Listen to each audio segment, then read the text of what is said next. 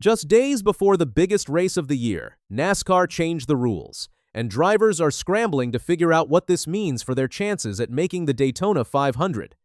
On February 6th, NASCAR announced a major rule change that caught everyone by surprise. The timing? Just 5 days before qualifying starts for the Daytona 500. This isn't just any race. This is NASCAR's Super Bowl, and now the game has completely changed. So, what exactly did NASCAR do?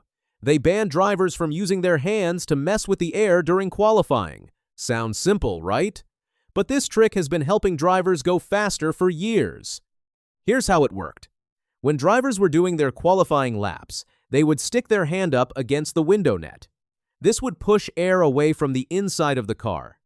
Less air going in means less drag, and less drag means more speed, sometimes just a tiny bit more speed. But in qualifying, where everyone is separated by hundredths of a second, that tiny bit can be the difference between starting on the front row and starting in the back. NASCAR made this very clear in their new rule.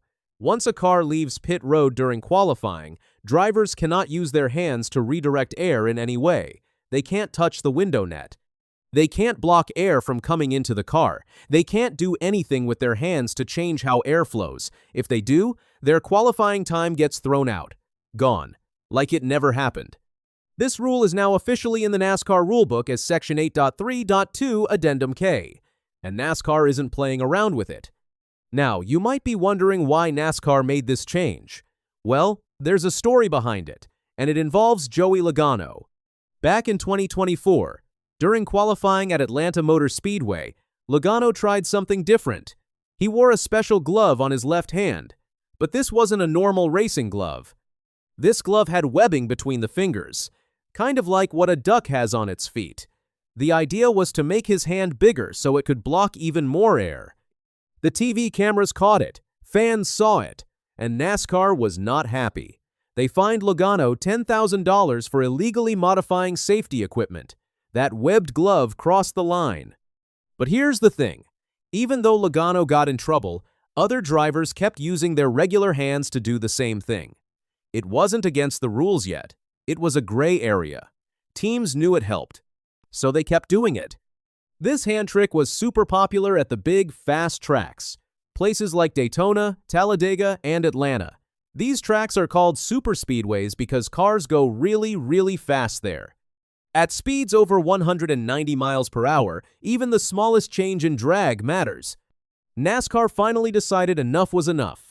They wanted qualifying to be about the car and the driver's skill, not about whether a driver knew the right way to stick his hand out the window.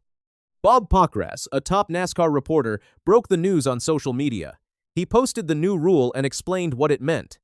As determined by NASCAR, once a vehicle exits pit road during a qualifying attempt, the driver's hands may not be used to redirect air in any manner including but not limited to touching the window net, blocking air from entering the cockpit, redirecting air from the window, etc. Non-compliance will result in loss of qualifying time. That's the official language. It's crystal clear now. No hand tricks allowed. But NASCAR didn't stop there. They also changed how drivers qualify for the Daytona 500. And this change is actually easier to understand than the old way. Here's how it used to work. The Daytona 500 has 41 spots. 36 of those spots go to chartered teams. These are teams that NASCAR has guaranteed a spot in every race. Then there's Jimmie Johnson, the 7-time champion, who got a special exemption this year. That leaves 4 spots open for other teams to fight over. In the old system, the top 2 fastest drivers in qualifying would lock in. But then those same 2 drivers could also try to race their way in during the dual races on Thursday night. If they won a spot in the dual race too, then the next fastest driver would get the qualifying spot instead. Confusing, right? And it gets worse. The drivers who qualified on speed would automatically start 39th and 40th in the race, even if they were the fastest cars. Meanwhile, drivers who made it through the dual races could start much higher up. So drivers had a choice: lock in on speed but start in the back, or skip that and try to race their way in for a better starting spot. NASCAR looked at this mess and said, "We need to fix it." The new rule is much simpler. The top 2 fastest drivers in qualifying are locked in. Period. Done. They're in the race, and they can't compete for a dual race spot anymore. Then the rest of the drivers who didn't qualify on speed fight it out in 2 dual races. The highest finishing driver from each dual race gets in. That's it, 1 spot per race, clean and simple. This year, 8 drivers are fighting for 4 spots. There's Justin Allgaier from JR Motorsports, Corey Heim from 2311 Racing, Chandler Smith from Front Row Motorsports, Anthony Alfredo from Beard Motorsports, Corey LaJoie from RFK Racing, BJ McLeod from Live Fast Motorsports, Casey Mears from Garage 66, and JJ Yealy from NY Racing Team. Under the new rules, let's say Allgaier and Heim are the fastest in qualifying. They're in the Daytona 500, no questions asked. Then, Smith, Mears, and McLeod are in 1 dual race fighting for 1 spot. Alfredo, Yealy, and LaJoie are in the other dual race fighting for 1 spot. Allgaier and Heim don't compete in the duels anymore for a spot. They already have their ticket punched. This makes the dual races much easier to understand. Each race has a clear winner who gets in. NASCAR also changed the starting lineup rules. Drivers who qualify on speed used to get stuck starting 39th and 40th. Not anymore.